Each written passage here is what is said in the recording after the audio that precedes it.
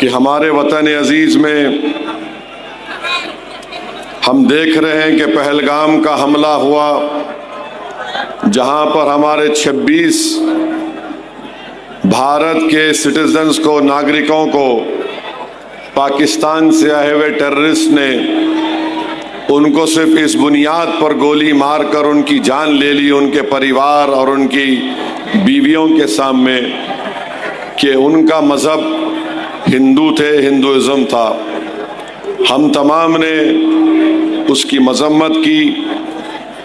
फिर ऑपरेशन सिंदूर हुआ, हम तमाम ने हमारी बहादुर फौज का पूरा सपोर्ट किया, उनके साथ हम खड़े रहे।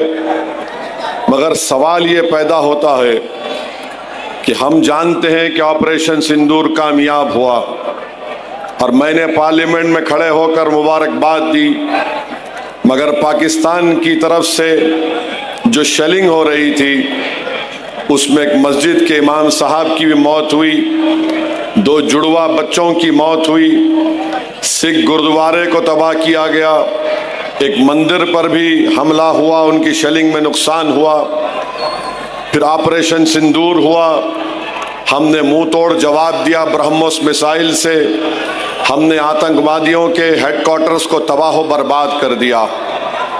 सवाल ये पैदा होता है कि आखिर बीजेपी पाकिस्तान से जब उनका 80% पानी हम रोक चुके हैं, उनका प्लेन भारत की एयर स्पेस में नहीं आ सकता, पाकिस्तान की रजिस्टर्ड शिप या कश्ती भारत के पानी टेरिटोरियल वाटर्स में नहीं आ सकती। हम ट्रेड बंद कर दिए, डायरेक्ट इनडायरेक्ट ट्रेड। ये बात अब तक मुझे समझ में नहीं आ रही है कि आखिर हमने ये क्रिकेट मैच खेला क्यों? क्रिकेट मैच खेलने की वजह क्या है?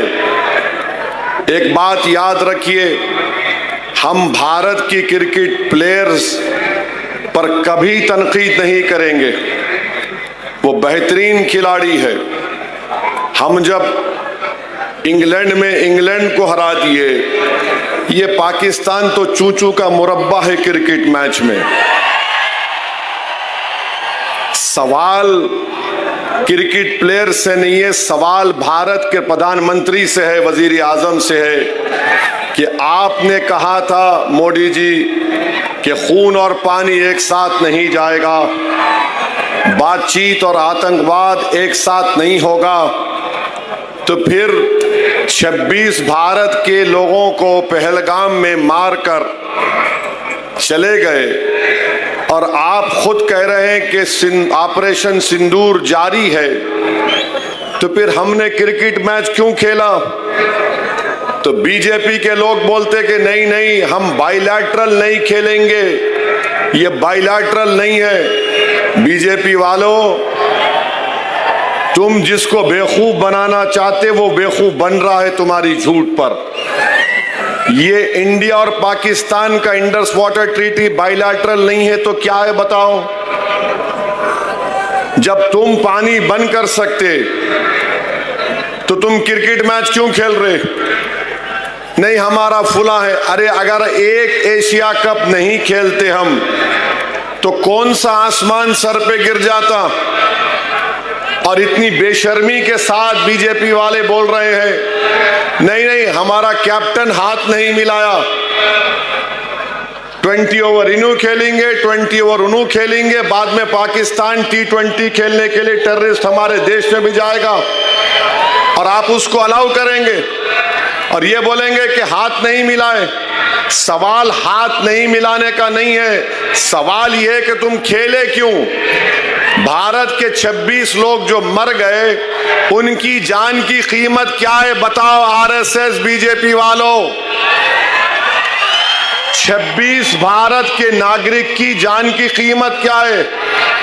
100 करोड़ है, 200 करोड़, 300 करोड़, कितना फायदा क्रिकेट खेलने से हुआ बताओ? इसका जवाब नहीं है। और अफसोस की बात यह है कि हमारे मुल्क के वजीर आजम नरेंद्र मोदी कल सोशल मीडिया पे लिखते हैं 3-0 ऑपरेशन सिंदूर। मोदी जी, बाज वक्त ऐसा लगता है कि ज़ईफी आप पे गलबा हासिल कर रही है।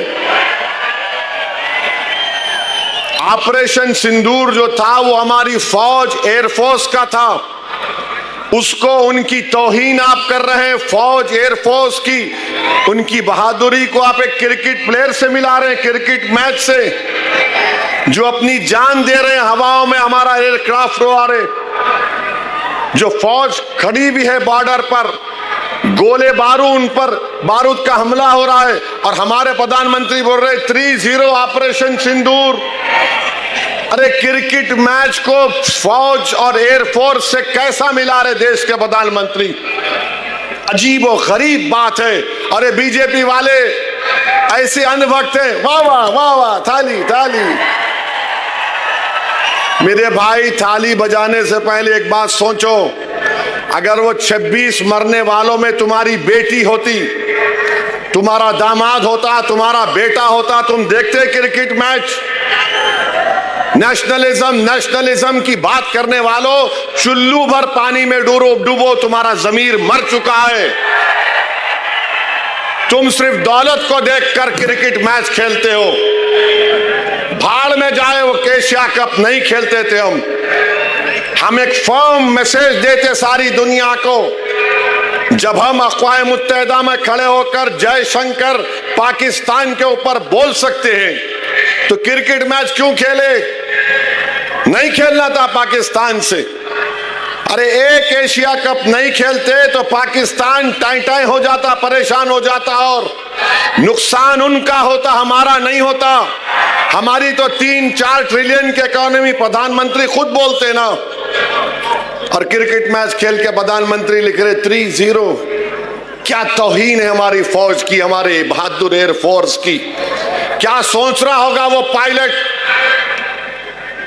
जिसने ब्रह्मोस मिसाइल मारकर पाकिस्तान के 9 एयर स्ट्रिप एयरपोर्ट को बर्बाद कर दिया?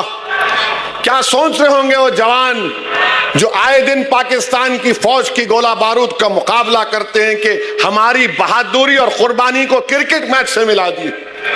वाह प्रधानमंत्री, आपका नेशनलिज्म बहुत खूब। बीजेपी वालों, तुम अब बैंड बाजा की कंपनी बन चुके, बजाओ बाजा। पाकिस्तान, अरे पाकिस्तान मारा हमको, टेररिज्म हमारे पास कर रहे, और क्रिकेट मैच को वाह वाह वाह वाह हो रहे। ये मुल्क है, ये मुल्क की इस तरह से हम इंटरनल सिक्योरिटी को, एक्सटर्नल थ्रेट्स को देखेंगे? अजीब और गरीब मामला। बहरहाल मेरे अजीज दोस्तों और बुजुर्गों, बीजेपी एक्सपोज हो चुकी है क्रिकेट मैच खेलकर। बीजेपी बुरी तरह एक्सपोज हो चुकी है, और वो व्हाइट हाउस में बैठा हुआ है, बात करे कि मैं जंग रुकाया, मैं जंग रुकाया, मैं जंग रुकाया, मैं जंग रुकाया। अरे क्या तो भी खा के बोलता नहीं मालूम उन्हें, माने एक ही तोते की तरह, मैं जंग रुकाया। अबे तू जंग रुकाया तो रुका, फलस्तीनियों पे जंग रुका। 65,000 फलस्तीनी मारे गए, 65,000। अच्छा, ट्रंप बोल रहा है, एक मिनट सुनिए, ट्रंप हमारे पास 50% टैरिफ लगा दिया। गुजरात के सूरत में हमारे डायमंड इंडस्ट्री में लोगों की नौकरी चले गई। मोटर स्पेयर पार्ट्स का एक्सपोर्ट जो 35,000 करोड़ का होता था, आधा हो गया। तमिलनाडु में रेडीमेड कपड़े जाते थे अमेरिका को, वो नौकरियों से निकाल रहे हैं। अरे कौन सा नेशनलिज्म है तुम्हारा बीजेपी आरएसएस वालों? 50% टैरिफ लगा दिया ट्रंप ने, हम ट्रेड डील करेंगे। कौन सी ट्रेड डील करोगे आप बताओ? कौन सी ट्रेड डील करोगे? हम एफटीए करें, क्या करेंगे? बर्बाद कर दे रहे हैं टैरिफ लगाकर। मगर हमारे प्रधानमंत्री बोल रहे हैं 4 ट्रिलियन की इकोनॉमी। कौन सा? कुछ तो बोलो, इतना क्यों डर रहे अमेरिका से? भारत एक ताकतवर कंट्री था, भारत एक ताकतवर मुल्क है और हमेशा रहेगा इंशाअल्लाह ताला। अमेरिका अपनी जगह पर है तो हम कमजोर थोड़ी हैं। उनको हिंदुस्तान की मार्केट चाहिए। अमेरिका में कोई हुनर नहीं है, फन नहीं है वहां के लोगों के पास। H1B वीजा को $1 लाख किसको देना पड़ेगा? अब जो बच्चे पढ़ रहे हैं उस पर भी कुछ नहीं। हम बातचीत कर रहे। क्या तुम्हारी खारिजा पॉलिसी है? क्या तुम्हारी डिफेंस पॉलिसी है? बताओ। कब तक तुम नेशनलिज्म का नाम ले लेकर इस देश को धोखा देते रहोगे? मेरे अजीज दोस्तों और बुजुर्गों, ये इनका चेहरा। और जो लोग इम्तियाज साहब बोल रहे थे कि असदुद्दीन ओवैसी कोल्हापुर को नहीं आना, इचल करांजी को नहीं आना। बाबू एक बात सुनो, आप बच्चे हैं, तुम्हारे मुंह के अंदर दूध के दांत भी नहीं निकले अभी। याद रखो, मौत से डरने वाले का नाम असदुद्दीन ओवैसी नहीं है। मैं अल्लाह को हाजिर नाजिर जान के बोलो, मैं मरने तैयार हूं। तुम तैयार हो मरने को? बताओ। जिंदगी पे मरने वालों, मैं जिंदगी में मर चुका हूं। मारे कर देंगे। अरे क्या छोटा बच्चा हूं, मुर्गी का बच्चा हूं, नहीं आना। 2012 और 13 में पाकिस्तान गया था मैं। यशवंत सिन्हा, मणिशंकर अय्यर, पूरे बीजेपी के एमपी भी थे। वहां के टीवी स्टूडियो में बैठकर पाकिस्तान दहशतगर्दी को प्रमोट कर रहा बोला मैं। वहां जाके मेरी जबान नहीं रुकी तो तुम मेरे देश में तुम मेरे को डरा रहे।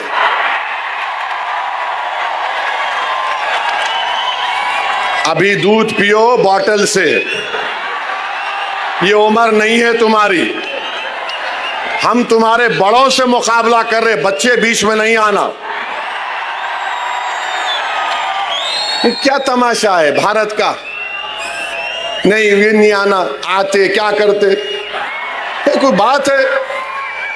अच्छा हम यहां पे हम पहुंचे, हमको लव लेटर मिल गया है 169 BNSS हजरत पुलिस हमको दे दी। हम समझे हमारे ससुरे हैदराबाद में ससुराल, यहां भी निकला। अब ये तो कोई हेट स्पीच नहीं होंगी, नाराज तो नहीं होंगे हमारे पुलिस के इंस्पेक्टर साहब जो हमारे को लव लेटर दिए। नहीं, आप हेट स्पीच नहीं देना। हेट स्पीच कहां दिया मैं? हेट स्पीच जो दे रहे उसमें तो आप कुछ नहीं कर रहे। आपके मुंह में दही जमा हुआ है जो गाली दे रहा रोज,